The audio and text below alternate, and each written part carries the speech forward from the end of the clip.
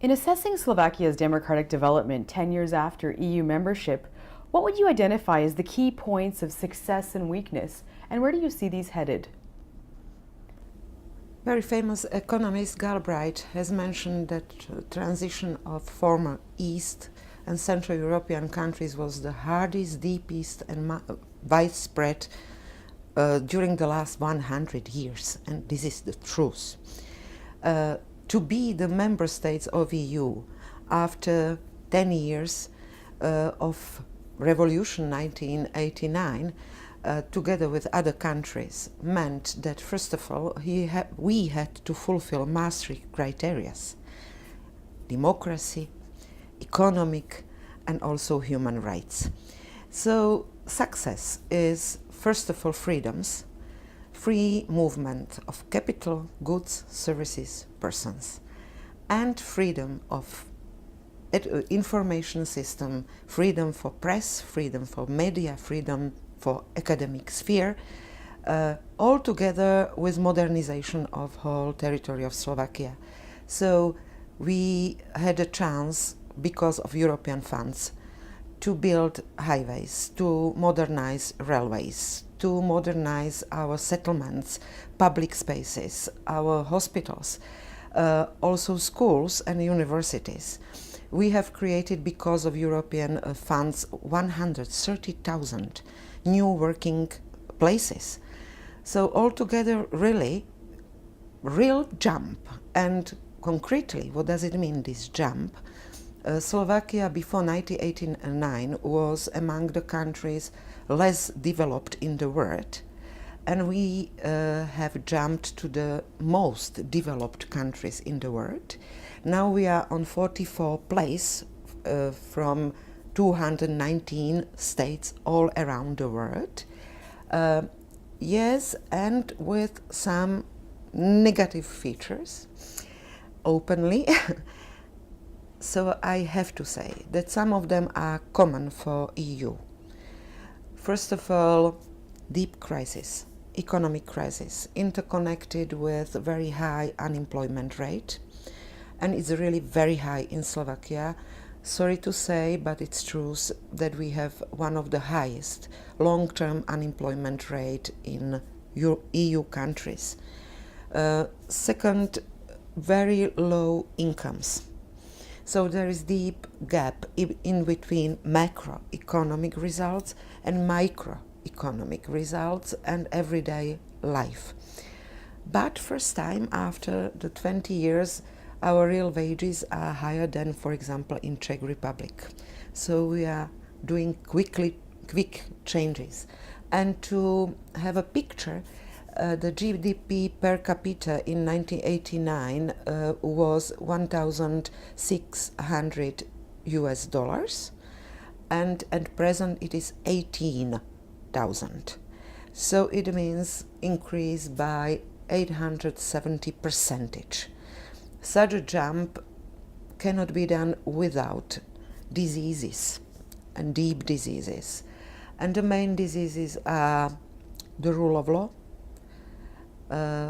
weak trust to the justice and court, very high corruption in the country, and this is interconnected with deep regional differences which we are facing at present, and together with already mentioned unemployment rate and low incomes. Responding to developments in Hungary, in 2012, a group of EU foreign ministers called for the development of more effective tools to respond to democratic backsliding. Do you agree with this? What role do you think the EU can and should play in shaping democratic practice of the member states? When EU has received Nobel Prize, there were several jokes and criticism. What does it mean, EU in crisis and Nobel Prize? I would stress that I think that at least for three reasons it was a very good decision.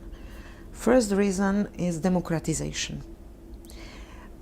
Without consolidation of democracy, building democratic institutions, freedom of academic field, media, and many other democratic institutions to fulfill the aim of human rights, is one of the crucial aim of EU, and they have, and we have, because we are EU, we have instruments how to take care and look at the countries to have really consolidated democracies. Good example is Slovakia.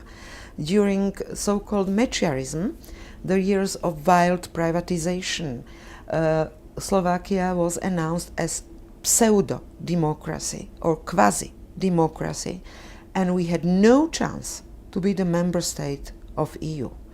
Only after deep changes in our democratic system and political system, we received this chance again and started to be since 2004 the member states of EU. So reaction of EU on Hungary was okay. We also reacted. And it's true that Hungary immediately has done some very important changes, for example, in press law. Second reason for Nobel Prize is to keep the peace. Yes, EU member states are at present living in peace, but it's also a challenge. Look at situation in Ukraine. It's our border, and there is a Cold War reopened. I would like to stress that to think if during 1 or 3 days there is a civic war, please, we have to say the truth. There is a civic war. And plus there is a real invasion of foreign army to sovereignty of another state from Russia. So the situation is very dangerous, and EU has to react very actively together with the forces of NATO and especially neighbor states around Ukraine. But the position is really to keep the peace.